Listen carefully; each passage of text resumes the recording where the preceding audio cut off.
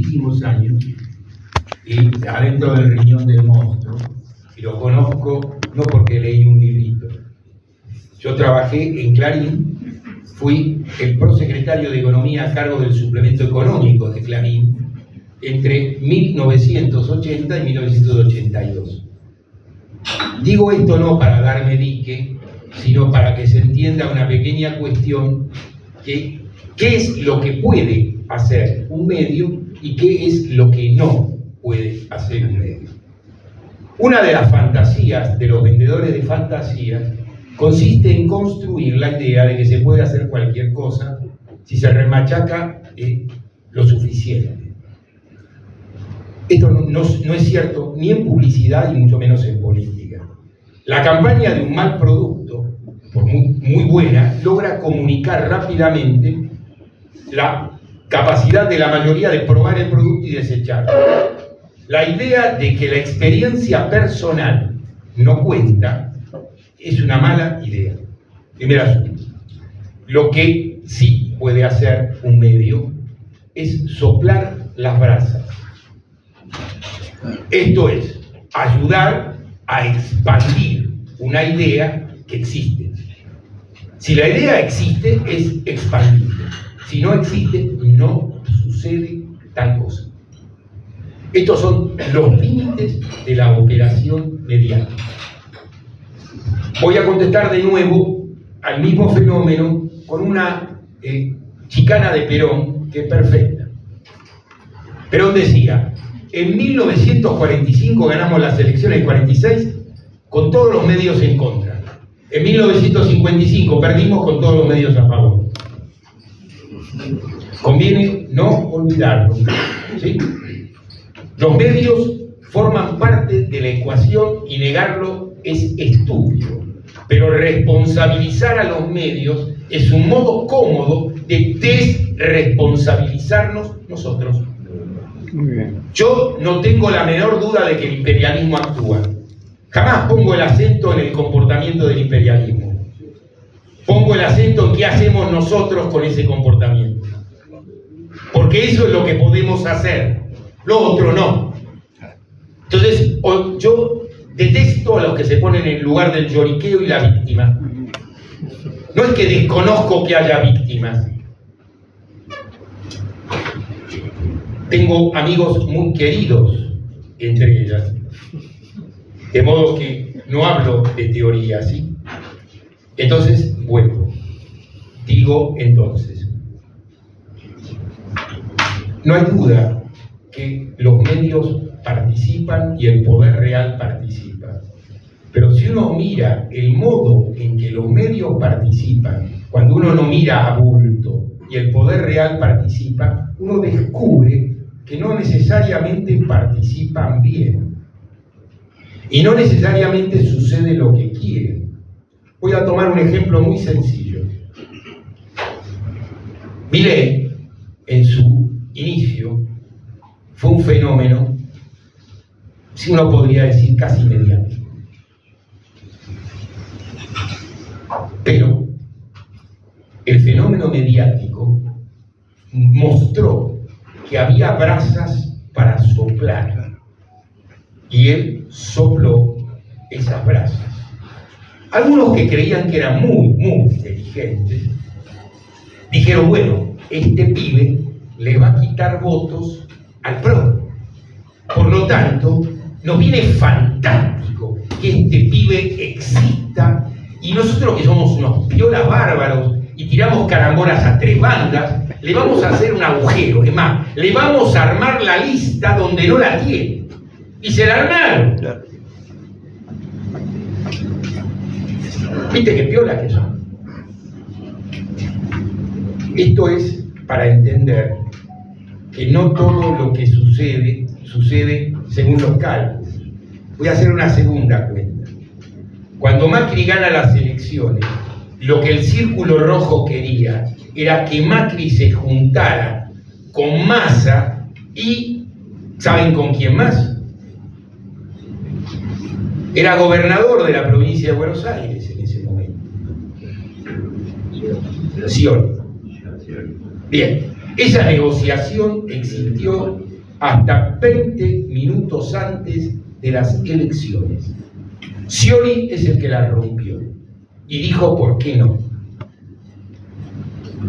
Y el que leyó mejor que nadie eso es un mononeuronal a pedal y se llama Mauricio Macri. A ver, la astucia no es una forma de inteligencia, es una forma de movimiento de un animalito salvaje en condiciones de la selva. En esas condiciones, este señor funciona probablemente mejor que muchos de nosotros. Le viene en el ADN eso. Pero el problema no es solo ese. Él entendió que no se tenía que juntar con Massa. Al contrario, que se tenía que diferenciar de Massa, porque él disputaba el mismo electorado que Scioli. Entonces él tenía que tener la variante no de ganar en primera vuelta, él tenía que ganar con el balotaje. Y aquí viene la novedad política del balotaje como modo de resolver no quién tiene que gobernar, sino a quién hay que impedirle gobernar. Y ahora vuelvo a la cuestión anterior. El kirchnerismo existe porque el menemismo construyó las condiciones horripilantes de esa respuesta. El que redondea la política de la dictadura burguesa terrorista es Menem. La biografía de Cavallo sirve para entender como hilo biográfico todo. Cavallo fue subsecretario de Estado del ministro Liendo del segundo gobierno de la dictadura burguesa del general Viola. Desde ese cargo, un subsecretario de Estado manejó la política de Liendo.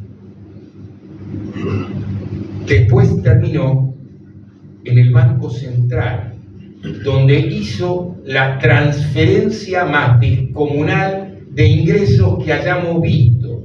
Transformó una deuda privada en deuda pública vía el seguro de cambio, que es lo que hace todos los días el ministro que trabaja hoy de ministro. Entonces, pego la vueltita y devuelvo la pelota. Cristina dijo hace no mucho que había que hacer un programa. Es terrible que una dirigente de ese nivel diga esto en este punto de la cuestión. Pero es mejor que lo diga ahora a que no se haga. Gracias. Bueno, Alejandro, muchas gracias. Me parece muy interesante la propuesta. Dos cosas, una consideración y una pregunta. Una consideración, quiero decir a nivel personal, como docente me parece un poco injusto decir que la educación pública se transformó en un merendero. Quizás habría que complejizar un poco más eso. Me parece que sigue siendo la escuela pública un lugar de igualación de derechos, con muchas fallas, como también lo dijo Cristina, pero me parece que es algo para discutir en todo caso. Y lo otro que le querría preguntar es en qué sentido considera que no había programa político con Néstor y lo que siguió. Porque bueno, hay una cantidad de leyes que por lo menos muestran un programa, me parece. Sí que, a ver, quizás no hubo correlación entre ese programa y la praxis política. Por lo menos considero eso. A ver, en un curso de literatura discutiríamos si el programa en una novela para el personaje es o no un programa o es la dinámica del personaje la que impone la cuestión. Y no sería una discusión estéril, sería una discusión muy interesante. En política no. En política, el programa que no se aplica no existe. En política, la noción misma de política es el ida y vuelta entre la conceptualización, el programa, y la práctica. La práctica tiene que enriquecer y corregir el programa que vuelve a ser pensado en cada una de las acciones en las que se pone en marcha. Un programa no es una cosa mortuoria y rígida, sino un programa es el modo que un colectivo político se da para colectivamente tener un balance de lo que sucede, mapear los problemas que hay que resolver y entender que los problemas se corren, se mueven y que no es que uno resuelve forever, no.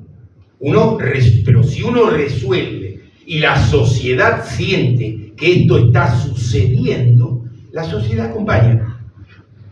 Cuando sucede, a ver, vamos a entendernos cortito y fácil. Cavallo detiene la inflación y el respiro que esto significó permitió que cayeran puestos de trabajo todo el tiempo y se hicieran todos los que no caían los boludos, simplemente por el respiro que esto significó. Uno puede hacer moral de esto, puede hacer explicaciones de muchas clases de esto, pero lo que no puede hacer es ignorar de qué clase de comportamiento estamos hablando. Ahí hay un programa, está en ejecución, y esa ejecución es acompañada. Este es un caso. Voy a hacer un caso infinitamente más cruel, pero eso también fue un programa y también sucedió. El exterminio de la base militante de los 70 fue un programa. Fue un programa público que se ejerció en la tapa de los diarios de 1975. Nadie puede decir que ignoraba esto. En las dictaduras argentinas, yo hago uno de los trabajos más horribles personales que me costó el desagrado más intenso de mi vida. Leí 880 cartas del diario La Prensa, de cartas del lector. Ustedes no saben lo vomitivo que es leer esto, pero no tienen idea.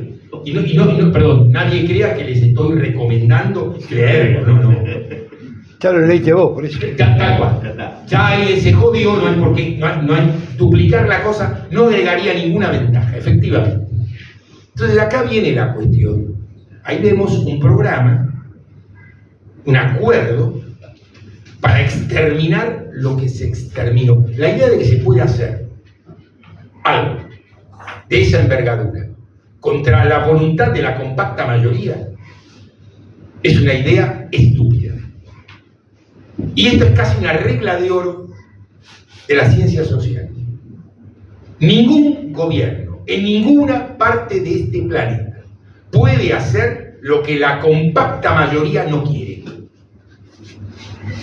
Entonces, pegamos la vueltita y vuelvo al punto discutible sobre la educación. La educación, si en algún lugar nosotros tenemos la constatación del viejo concepto marxista del desarrollo desigual y combinado, es en la educación. ¿Qué quiero decir? Nosotros en nuestra educación coexisten las formas más avanzadas con las formas más retrógradas, todas juntas y al mismo tiempo. Pero cuidado, el reparto de estas formas de ningún modo es democrático. Cuando nosotros miramos los brillantes estudiantes de la Universidad de Buenos Aires y los brillantes estudiantes de muchas universidades, no solo la de Buenos Aires, que pueden jugar en la misma cancha con los grandes jugadores que tienen asignaciones. A ver, si un estudiante, si un graduado universitario argentino cuesta $1, un graduado brasileño cuesta 4 y un graduado norteamericano 16. Es decir, nosotros hacemos con 1 lo que ellos hacen con 4 y con 16. Es una hazaña descomunal, es verdad, y lo hacemos. Pero es un segmento. Y el problema es que cuando empezamos a bajar la franja etaria, empezamos a comprobar otras cosas que no queremos mirar. Por esas cosas raras que tiene la vida, yo conozco mucha gente, y conocer mucha gente tiene algunas ventajas, porque te enterás de cosas que de otro modo no te enterarías. Y una de las cosas que me pasa muy seguido es charlar con docentes de la provincia de Buenos Aires de la escuela media. Créeme que si yo quisiera condenar a alguno de mis enemigos a la peor de las condenas imaginables, yo le elegiría 4 divisiones a los que él tendría que dar clase 16 horas por semana, nada más. Con eso sería suficiente. Y no estoy jodiendo. Entonces, el problema es que hay agujeros gravísimos. Hay chicos que llegan al 3º y 4º año del colegio secundario y no saben leer y escribir. Cuando yo iba al colegio primario, en primero superior, a los 7, 8 años, todos leíamos y escribíamos. Pasábamos al frente con el librito de lectura. Y Vargas era el que después sería el gran jugador de fútbol de Chacarita, que jugaría después en Francia, al que la cooperadora le compraba las zapatillas, el cuaderno y la regla. Leía con Rubio, que era el hijo del presidente de la cooperadora, que era el escribano del barrio. Y todos juntos estábamos ahí. Y a nadie se le ocurría decirle a Vargas nada. Nada. Entonces, lo que estoy diciendo es que eso, y no es que tenga una idealización de eso, no, para nada. Puedo agarrar y contar cosas muy horribles que pasaban al mismo tiempo en el mismo lugar en lo que pasaba esto además, ¿sí? Porque no es que una cosa borra las demás, coexisten dramáticamente. Y esta es parte del problema. Yo no quiero decir esto para tapar lo otro, no. Quiero decir esto porque esto no está. Y no lo necesitamos con urgencia. Buenas tardes, ¿qué tal Alejandro? Un placer. Bueno, escuchándolo atentamente todo lo que ha sido la disertación, me pregunto, ¿no? ¿Cuál sería en este contexto el qué hacer frente a lo que estamos atravesando?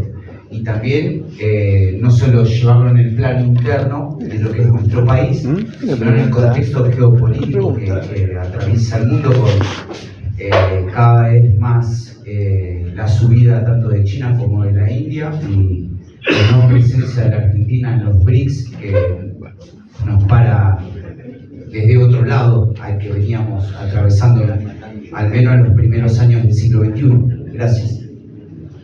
A ver, la pregunta del compañerito es altamente pertinente. Cuando nosotros miramos un Estado nacional, el que querramos, la Argentina, los Estados Unidos, el que nos parezca. Nosotros estamos viendo hoy en Palestina un genocidio. A nadie se le escapa lo terrible que esto es. Y a mí menos que a nadie. Yo me llamo Horowitz, ¿sí? Pero aparte de llamarme Horowitz, he sacado algunas cuentas. No existe un solo Estado nacional que no tenga un genocidio bajo sus pies. Tenemos que acordarnos simplemente de Julio Roca, por ejemplo, y recordar que él llamó la campaña del desierto. No era ningún desierto, simplemente nos contó de antemano en qué se iba a transformar. Era un hombre que sabía titular, ¿vieron? Hemos visto en el Canal 11 en blanco y negro, en la superacción todas las películas norteamericanas de cowboys de la conquista del oeste. ¿Y qué es la conquista del oeste? Un gigantesco genocidio. En Francia está más atrás. Y por eso... No, Marruecos está muy cerca, mi querido. Estoy hablando de los hugonotes, de la noche de San Bartolomé. Pregúntale a un protestante francés qué opina de la Iglesia Católica Francesa. Y vas a escuchar. Se cargaron a cuchillo 30.000 en una noche. Podemos ir a la idea de cómo se constituyó la unidad nacional española y ver que ni existe siquiera hoy la unidad nacional. Es un zapato franquista calzado de prepo.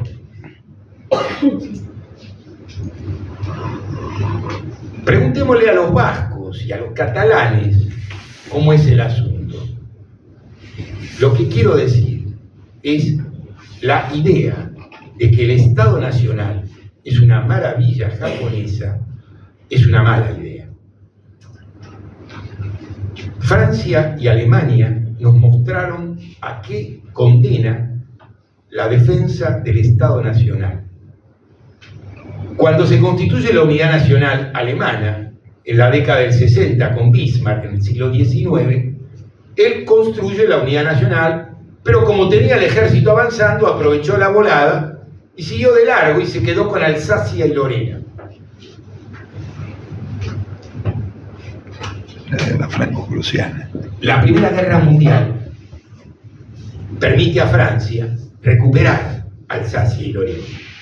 Cuando Hitler invade Francia, hace firmar en el vagón donde firmaron la vez anterior y se queda con Alsacia y Lorena. Y podrían haber seguido así por los próximos 5 egos. Pero dos tipos de cierto nivel, me refiero a Charles de Gaulle, que era uno, y a Konrad Adenauer, que era el otro, decidieron que no iban a discutir más por Alsacia y Lorena y construyeron el acuerdo que terminaría siendo la Unión Europea. Y entonces ya no se trata de saber si Alsacia y Lorena son francesas o alemanas, se trata de que sean europeas.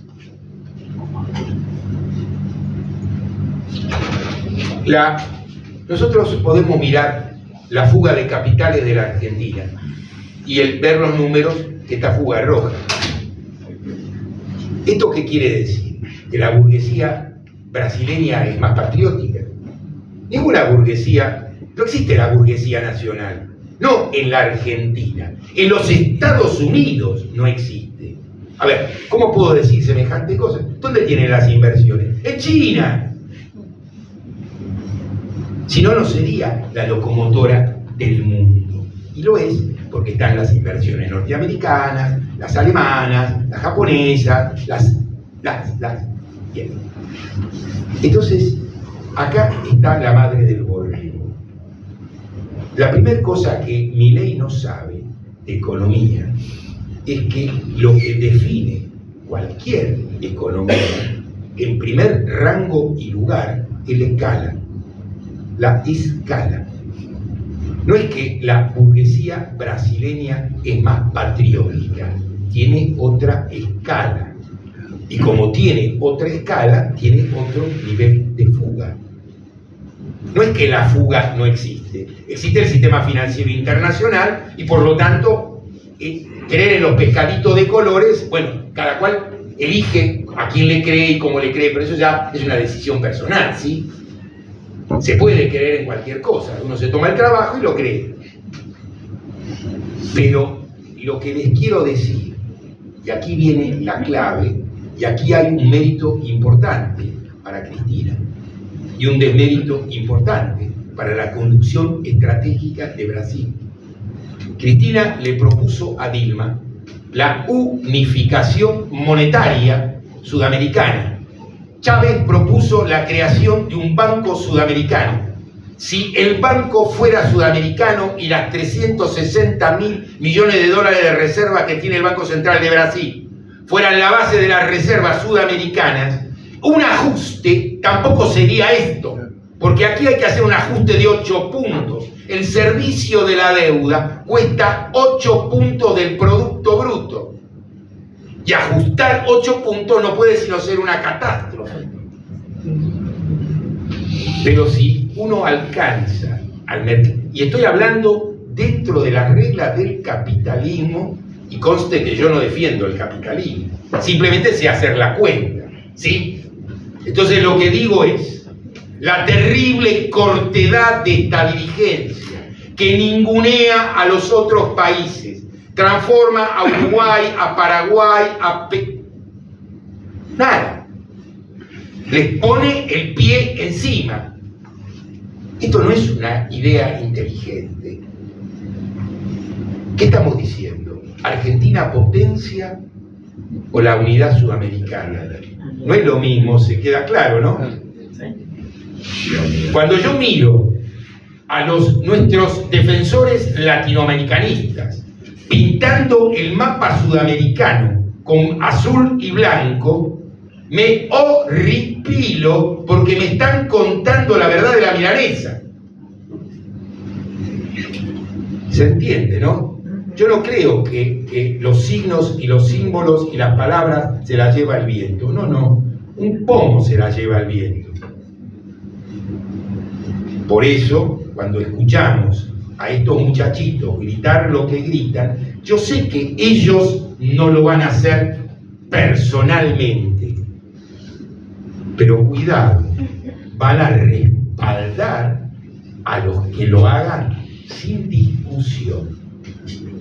O nosotros construimos una cuña política a escala sudamericana, o estamos en fila india en el horno. Así como a Lula le pudieron hacer lo que le pudieron hacer, y lo tuvieron donde lo tuvieron, acá vemos cosas de lo que se llama la justicia, que no alcanzan a ver. No la truhanería legal. Es una burla al enunciado básico de cualquier versión de la ley, se interprete esta como te venga en ganas. Entonces, pasemos a la otra cuestión. Tenemos para el asunto del qué hacer, hay que reformularlo en el cómo hacer. Y tenemos que hacer a escala sudamericana. A escala sudamericana tenemos respuestas. A escala sudamericana podemos vencer sin grandes complicaciones si somos capaces de articularlo. Venezuela no puede sola sino ser una catástrofe que es. En Venezuela se importan helados. Venezuela tiene una sabana, importa alimentos. La idea que un país monoproductor como Venezuela puede funcionar políticamente con un barril de petróleo por debajo de los $100 es una tontería. Es una manta corta, y cuando la manta es corta y queda claro que no cubre a todos, ahí empieza la discusión de quiénes son los que deben ser cubiertos. Y a alguien se le ocurre que los de PDVSA, la empresa petrolera estatal, pueden no ser cubiertos. Y a alguien se le ocurre que los que garantizan eso, con los fierros en la mano. A ver, no hay que ser el Einstein de la ciencia política. Estos son cuentas de regla de 3 simple. Simplemente que hay que hacerlas. Y cuando las hacemos, el tablero tiene sentido, se entiende, se ve cómo se puede armar y organizar. Perdón, Alejandro, sí. En el 70 hablábamos de la revolución armada. Hoy esta revolución que se necesita para transformar culturalmente a Latinoamérica, más allá de los BRICS, o adherirnos a los BRICS, ¿cómo es una revolución hoy en el siglo XXI? Mi querido, ¿Qué es lo que nos enseña la teoría política? Ninguna teoría inventa ninguna práctica. La teoría no es ninguna otra cosa que una sistematización inteligente de prácticas políticas. Las prácticas políticas son invenciones colectivas. Marx no inventó nada, tomó, leyó, entendió lo que había delante de sus ojos con notable genialidad, pero él no se burlaba sangrientamente. Cualquiera que haya leído un ratito el Manifiesto Comunista le alcanza para saber de qué modo Carlitos trataba a aquellos que creían que iban a sacar el socialismo de la cabeza. No es así.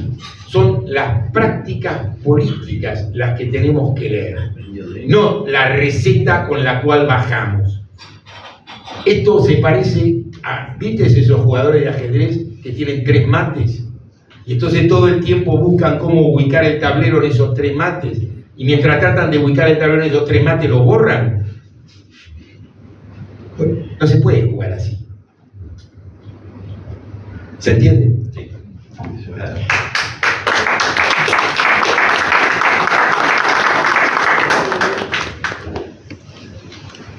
Hola Alejandro, bueno, bienvenido. Me gusta escucharte. Quería volver un poco al inicio de tu disertación, esto que vos pensabas, sobre todo más allá de la metáfora de la derrota, ¿no? Y como un ejercicio para analizar el clasismo nos está ganando muchas veces en la escritura sobre los escenarios que atravesamos, ¿no? Entonces, preguntarte, compartir contigo algunas reflexiones respecto de lo que nos ha ocurrido, quizás tenga que ver con que hemos puesto demasiado peso en una visión respecto de que esto que está ocurriendo es una derrota electoral y no una derrota cultural, ¿no? Y entonces, bueno, cuando pensamos en una derrota cultural, ahí hay algunas categorías viejas y no tan viejas que se nos empiezan a estremecer. Por ejemplo, si podríamos pensar que hay algo nuevo, por supuesto que lo nuevo no es nuevo, siempre viene antecedido por condiciones históricas, pero sí en este marco de grandes transformaciones que van más allá de la figura de Milei, estamos asistiendo a algo de lo nuevo en términos de funcionamiento del sistema político. Esto es una pregunta enorme, pero digo, algo de esto si podrías comentar. A ver, el nivel de novedades que tenemos tienen una complicación, y es la velocidad abrumadora en que estas novedades son desplazadas por la novedad siguiente. A mí me preocupa en esa dirección un problema que no sé cómo se resuelve, pero que creo que es parte de este problema.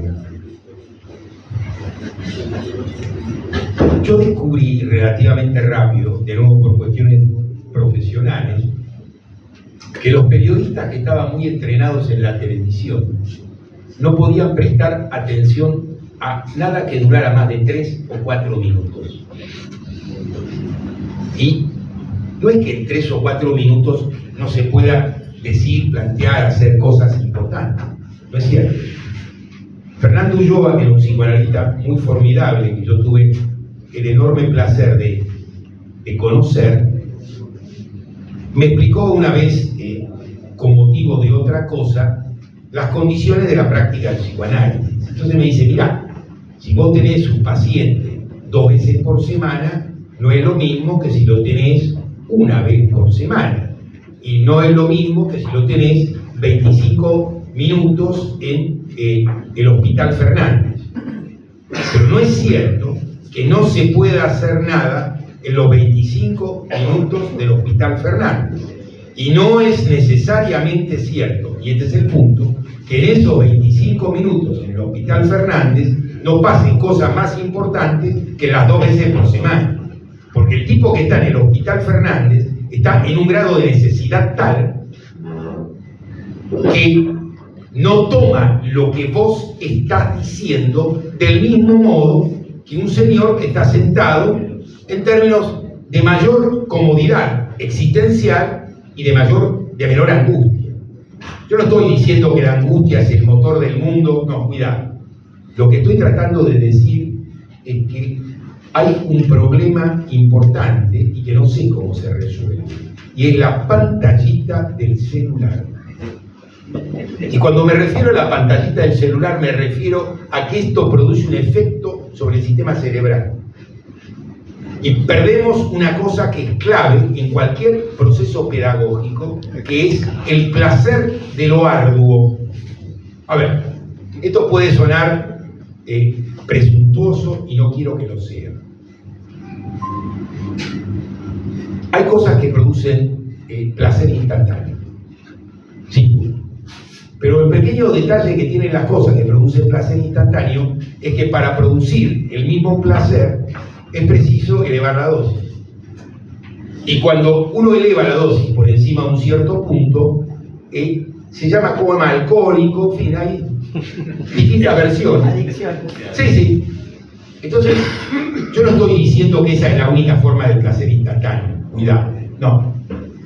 Pero estoy diciendo que la novedad, como novedad per se, es cortita y se agota. Que las formas de placer más importantes suponen cierto trabajo, pero que si uno es capaz de disfrutar de ese trabajo, y a esto es lo que yo llamo el placer de lo arduo, uno alcanza otro rango de divertimento y otra cosa. Y esto vale desde las relaciones interpersonales hasta estudiar, hasta investigar. A ver, cuando mis amigos dicen, exageran por cierto, que yo puedo leer los avisos clasificados con la misma atención con que leo El Capital. Pero hay algo en esta exageración que vale la pena. Y es, cuando uno está haciendo algo, lo que está haciendo, mientras lo está haciendo, es lo más importante del mundo. Y si eso no es así, es una cagada. ¿Se entiende? Bien. Pero esto no es una convicción exterior. Esto tiene que surgir de lo que se hace. Y esto no quiere decir que uno no pueda aburrirse con lo que está haciendo, sabiendo que lo que está haciendo. Cuando uno tiene que repetir por 50ª vez la misma escala, no es divertido. Pero mucho más grave es no tener la destreza que me permite hacer la música que quiero hacer. La destreza que me permite escribir lo que quiero escribir. La destreza que me permite pintar, la destreza que me permite cantar, la destreza que me permite lo que quiera hacer. El trabajo que me permite esto no puede ser leído simplemente en cómo me hincha las pelotas. Esto no quiere decir que a veces no me hinche las pelotas. Entonces, enseñar esto es lo más importante que yo, como docente, puedo enseñar. Y creo que esa sigue siendo la tarea a la que nunca renuncie. Y es, volviendo al punto, mi tarea militante. Entonces, creo que este es el problema, pero no sé cómo se hace eso. Lo que yo hago es, como a mí de verdad me interesa lo que hago, y de verdad me apasiona, no es un bla bla, creo que esto de alguna manera se comunica, y en algunos casos se contagia. Si hay más modos o no, francamente no lo sé, y no doy lecciones de lo que no sé, pero creo que algo de esto es lo que tenemos que lograr colectivamente. A ver, cada uno de nosotros puede tener determinadas dificultades. Villon Rivière, que era un tipo extremadamente inteligente, organizaba equipos de fútbol en el manicomio, en el viernes. ¿Cómo organizaba los equipos? No por las habilidades personales de cada jugador, sino por la naturaleza de su patología. Fíjense, la desventaja se puede transformar en una ventaja. Nosotros podemos tener, cada uno de nosotros evidentemente tiene agujeros que cada uno de nosotros conoce. Mejor o peor, pero los conoce o los sufre. Pues bien, esos agujeros en un colectivo funcionan de otro modo. Y esos agujeros en el colectivo nos duelen de otro modo y nos permiten otras cosas. Y ese placer es al que no debemos psicóticamente renunciar. El secreto de toda derrota es el aislamiento. El secreto del terror es el aislamiento.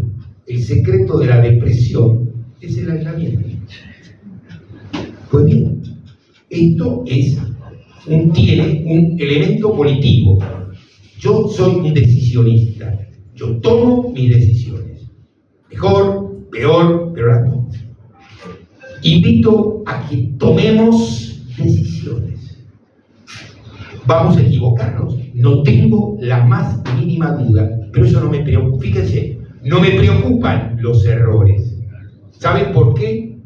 Porque los errores, cuando nos damos cuenta, si son errores, se corrigen. Cuando no se corrigen, no son errores.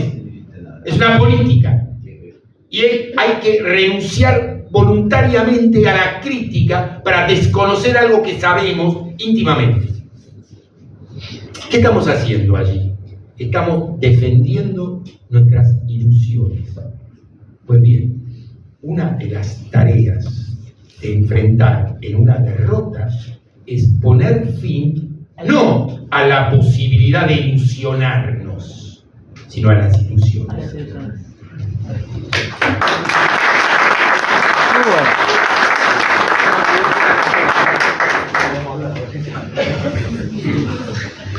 Buenas tardes, buenas noches, compañero. Bueno, y también Martín. Lo que me interesa es respecto al qué hacer. Al qué hacer, que ya lo mencionó Ezequiel. Y particularmente, así sea desde el punto de vista conceptual y teórico, desde dónde, qué hacer y qué es lo determinante. Fue lo único que faltaba, que dijera que esto, minuto dol slide. Esto delata mi edad, por cierto, pero yo no juego a que tengo 14, de modo que no soy un millennial. A ver, voy a contestarte con un pequeño truquito que no es solo un truquito. Marx decía, nosotros partimos de un hecho político actual. Lo voy a precisar. Nosotros partimos del acá y el ahora. Pero determinar el acá y el ahora no es exactamente como podría explicar acá mi compañerito que se especializa en problemas del conocimiento, tan sencillo. Pero acá viene la cosa. ¿Qué es una investigación? Un repertorio de preguntas. ¿Cómo se arma una investigación? Evitando que nos inmovilice. Yo puedo hacer una pregunta tan difícil, pero tan necesaria, que si la pongo en el centro, todos nos sentimos unos terribles boludos, nos damos vuelta y nos vamos. ¿Eso es una investigación? No. Eso es un acto de terrorismo verbal. ¿Qué es lo que hace un investigador? Baja la pregunta a la que puede contestar a medias. Cuando la pregunta tenemos algunas ideas de cómo encararla, entre todos van a ir surgiendo. Porque, a ver, cuando vos estás solo y pensás, no pensás solo, escuchás las voces de los libros que leíste, las voces que te preguntan, ¿qué diría Mengano sobre tal cosa? Nadie habla en el silencio universal, no es así. En el silencio universal hay silencio universal, hay vacío. Esto es otra cosa. Entonces, cuando decimos esto, es sin creer que mi mundo es el centro del universo, pero sabiendo que es el centro de mi universo actual.